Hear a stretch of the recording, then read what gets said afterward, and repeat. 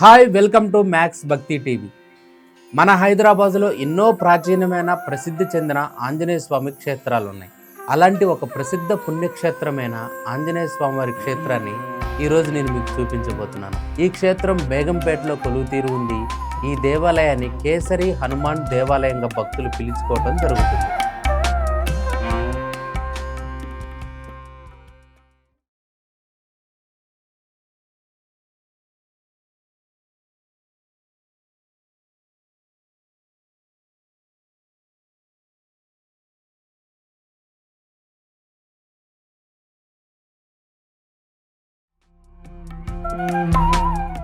పంతొమ్మిది వందల 70వ సంవత్సరం నుండి ఈ ఆలయం బాగా ప్రాచుర్యంలోకి రావటం జరిగింది. ఇప్పుడు మనం చూస్తున్న ఈ ప్రదేశంలో ముందు ఆంజనేయ స్వామి దేవాలయం ఉండేది కాదు.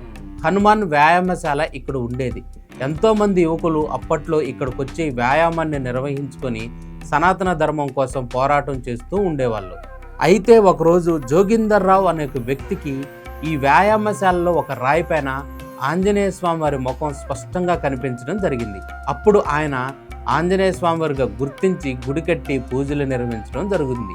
అప్పటి నుంచి స్వామివారు భక్తుల పూజలు అందుకుంటూ కొంగు బంగారమై ఇక్కడ కొలువు తీరు ఉండటం జరిగింది. ఇక్కడున్న ఆంజనేయ స్వామివారు సింహముఖంతో భక్తులకు దర్శనమివ్వటం జరుగుతుంది. అంతేకాకుండా దక్షిణ వైపు ఆంజనేయ స్వామివారి చూపు ఉండటం వల్ల ఇది ప్రసిద్ధ పుణ్యక్షేత్రంగా మారటం జరిగింది.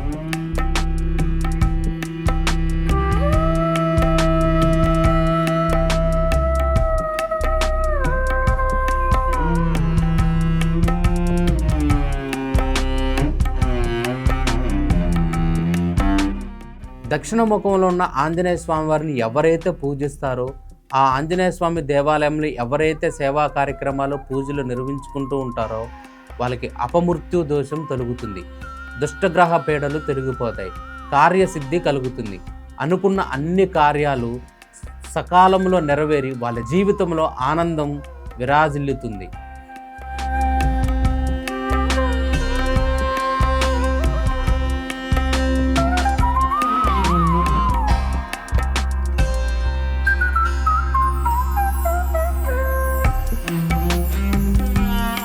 మన హైదరాబాదులో ఏ దేవాలయంలో ఉన్న దేవతలను మనం దర్శించుకోవాలన్నా ఉదయం 6 గంటలకే సాధ్యమవుతుంది.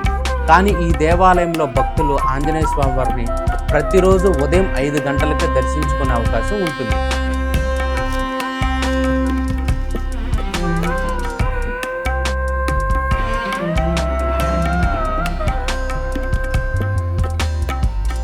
ఈ కేసరి హనుమాన్ని మంగళవారం, శనివారం రోజు దర్శించుకొని స్వామివారికి ధర్మబద్ధమైన మన కోరికను విన్నవించుకొని స్వామివారి చుట్టూ 11 ప్రదక్షిణాలు తిరిగి స్వామివారికి నమస్కారం చేసుకొని వెళ్ళిపోతే చాలు, మన కోరిక వెంటనే నెరవేరుతుంది.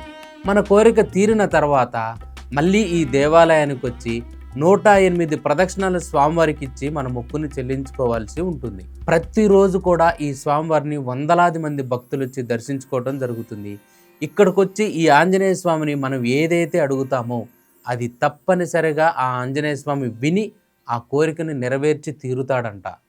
శ్రీరామ నవమి రోజు ఇక్కడ 108 దంపతులను కూర్చోబెట్టి సీతారాముల కళ్యాణం నిర్వహించడం జరుగుతుంది. అంతేకాకుండా ఈ ఆలయంలో మనం విశేషంగా చెప్పుకోవాల్సింది ఏంటంటే, వైశాఖ బహుళ దశమి రోజున మన దక్షిణ భారతదేశంలో హనుమాన్ జయంతిని నిర్వహిస్తూ ఉంటారు.